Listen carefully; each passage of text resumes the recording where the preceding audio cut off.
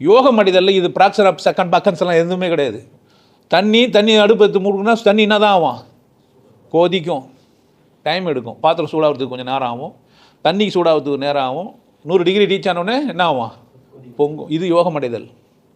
அது என்னது, என்னோடய பயிற்சி யோகம் அடைதல், ஞானம் அடைதல் கிடையாது.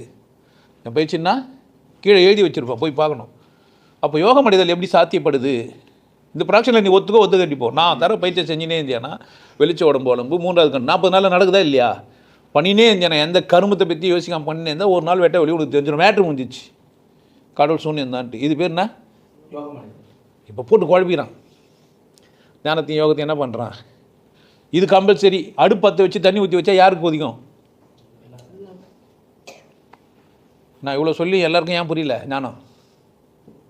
யாருமே சொல்ல வேணாம், அவனுக்கே புரியுது நான் என்னால் ஆனவன்ட்டு. யாருன்னா சொல்லி தரணுமா என்ன?